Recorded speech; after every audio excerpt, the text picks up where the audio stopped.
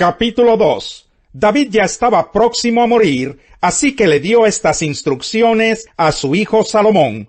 Según el destino que a todos nos espera, pronto partiré de este mundo. Cobra ánimo y pórtate como hombre. Cumple los mandatos del Señor tu Dios. Sigue sus sendas y obedece sus decretos, mandamientos, leyes y preceptos, los cuales están escritos en la ley de Moisés.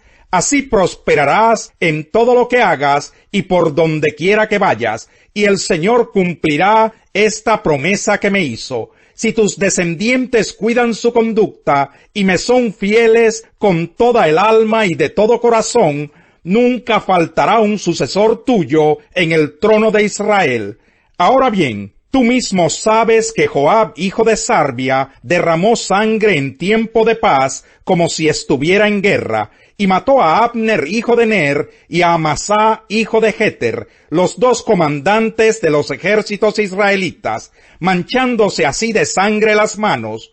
Por tanto, usa la cabeza, y no lo dejes llegar a viejo y morir en paz. En cambio, sé bondadoso con los hijos de Barzillai de Galaad, y permíteles comer en tu mesa, pues ellos me ampararon cuando huía de tu hermano Absalón. También encárgate de Simí, hijo de Gerá, ese benjaminita de Bahurín, que me lanzó terribles maldiciones cuando me dirigía a Mahanaim. Es cierto que cuando fue al Jordán a recibirme, le juré por el Señor que no lo condenaría a muerte. Sin embargo, no tienes ya por qué perdonarle la vida. Tú eres inteligente y sabrás qué hacer con él. Aunque ya está viejo, hazlo sufrir una muerte sangrienta. David murió y fue sepultado en la ciudad que lleva su nombre. Había reinado 7 años en Hebrón y 33 en Jerusalén. Así que en total reinó en Israel 40 años. Lo sucedió en el trono su hijo Salomón, y así se consolidó firmemente su reino. Adonías, hijo de Hagit, fue a ver a Betsabé, madre de Salomón, y Betsabé le preguntó, ¿vienes en son de paz? Sí, respondió él, tengo algo que comunicarle. Habla, contestó ella. Como usted sabe, dijo Adonías, el reino me pertenecía, y todos los israelitas esperaban que yo llegara a ser rey. Pero ahora el reino ha pasado a mi hermano, que lo ha recibido por voluntad del Señor. Pues bien, tengo una petición que hacerle, y espero que me la conceda. Continúa, dijo ella, por favor pídale usted al rey Salomón, que me dé como esposa a Abisag la sunamita. A usted no se lo negará. Muy bien, contestó Betsabé, le hablaré al rey en tu favor. Betsabé fue a ver al rey Salomón para interceder en favor de Adonías. El rey se puso de pie para recibirla y se inclinó ante ella. Luego se sentó en su trono y mandó que pusieran otro trono para su madre, y ella se sentó a la derecha del rey. Quiero pedirte un pequeño favor, dijo ella. Te ruego que no me lo niegues. Dime de qué se trata, madre mía. A ti no puedo negarte nada. Ella continuó. Concédele a tu hermano Adonías casarse con Abisag la sunamita. Pero, ¿cómo puedes pedirme semejante cosa? Respondió el rey a su madre. Es mi hermano mayor y cuenta con el apoyo del sacerdote Abiatar y de Joab, hijo de Sarvia. Realmente me estás pidiendo que le ceda el trono. Dicho esto, el rey Salomón juró por el Señor, que Dios me castigue sin piedad si no hago que Adonías pague con su vida por esa petición. El Señor me ha establecido firmemente en el trono de mi padre, y conforme a su promesa me ha dado una dinastía. Por tanto, tan cierto como que él vive, juro que hoy mismo Adonías morirá. Enseguida, el rey Salomón le dio a Benaías, hijo de Joiadá, la orden de matar a Adonías. Al sacerdote Abiatar, el rey mismo le ordenó, regresa a tus tierras en Anatot. Mereces la muerte, pero por el momento no voy a quitarte la vida, pues compartiste con David mi padre todas sus penurias, y en su presencia llevaste el arca del Señor Omnipotente. Fue así como al destituir Salomón a Abiatar del sacerdocio del Señor, se cumplió la palabra que el Señor había pronunciado en Silo contra la familia de Elí.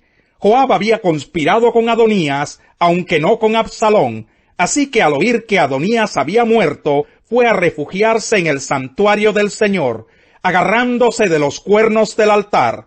Cuando le dijeron a Salomón que Joab había huido al santuario y que estaba junto al altar, el rey le ordenó a Benaías, hijo de Joiadá, que fuera a matarlo.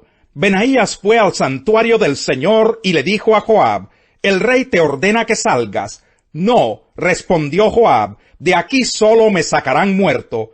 Benaías fue y le contó al rey lo que había dicho Joab. «Pues dale gusto», ordenó el rey, «mátalo y entiérralo. De ese modo me absolverás a mí y a mi familia de la sangre inocente que derramó Joab. El Señor hará recaer sobre su cabeza la sangre que derramó, porque a espaldas de mi padre atacó Joab a Abner, hijo de Ner, que era comandante del ejército de Israel, y a Amasá, hijo de Jeter, que era comandante del ejército de Judá.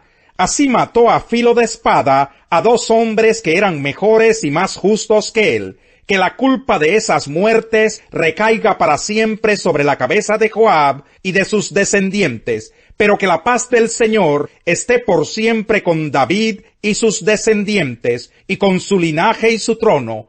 Benaías, hijo de Joiadá, fue y mató a Joab, e hizo que lo sepultaran en su hacienda de la estepa.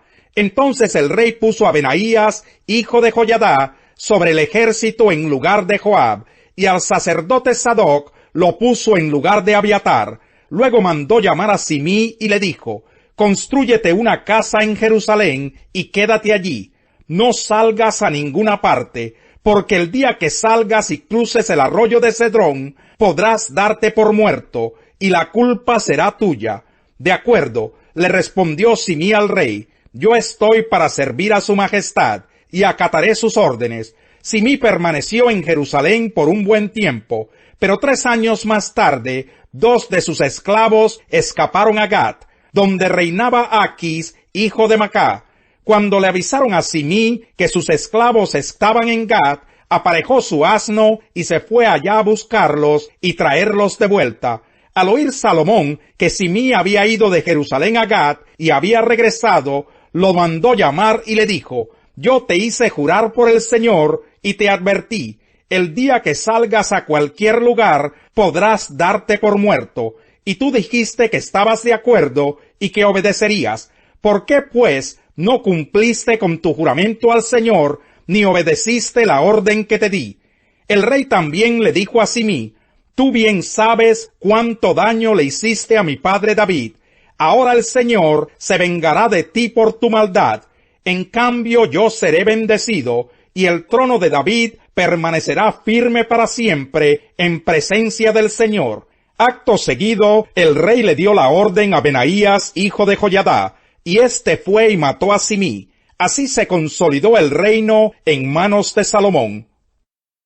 Capítulo 3. Salomón entró en alianza con el faraón, rey de Egipto, casándose con su hija, a la cual llevó a la ciudad de David, mientras terminaba de construir su palacio, el templo del Señor y el muro alrededor de Jerusalén. Como aún no se había construido un templo en honor del Señor, el pueblo seguía ofreciendo sacrificios en los santuarios paganos. Capítulo 5. Un hombre llamado Ananías también vendió una propiedad y en complicidad con su esposa Safira se quedó con parte del dinero y puso el resto a disposición de los apóstoles. «Ananías», le reclamó Pedro, «¿cómo es posible que Satanás haya llenado tu corazón para que le mintieras al Espíritu Santo y te quedaras con parte del dinero que recibiste por el terreno? ¿Acaso no era tuyo antes de venderlo? Y una vez vendido, ¿no estaba el dinero en tu poder? ¿Cómo se te ocurrió hacer esto? No has mentido a los hombres, sino a Dios». Al oír estas palabras, Ananías cayó muerto, y un gran temor se apoderó de todos los que se enteraron de lo sucedido. Entonces se acercaron los más jóvenes, envolvieron el cuerpo, se lo llevaron y le dieron sepultura. Unas 3 horas más tarde, entró la esposa sin saber lo que había ocurrido. «Dime», le preguntó Pedro, «¿vendieron ustedes el terreno por tal precio?» «Sí», dijo ella, «por tal precio». «¿Por qué se pusieron de acuerdo para poner a prueba al Espíritu del Señor?», le recriminó Pedro. «Mira, los que sepultaron a tu esposo acaban de regresar y ahora te llevarán a ti. En ese mismo instante, ella cayó muerta a los pies de Pedro. Entonces entraron los jóvenes, y al verla muerta, se la llevaron y le dieron sepultura al lado de su esposo. Y un gran temor se apoderó de toda la iglesia, y de todos los que se enteraron de estos sucesos. Por medio de los apóstoles ocurrían muchas señales y prodigios entre el pueblo, y todos los creyentes se reunían de común acuerdo en el pórtico de Salomón. Nadie entre el pueblo se atrevía a juntarse con ellos, aunque los elogiaban. Y seguía aumentando el número de los que creían y aceptaban al Señor.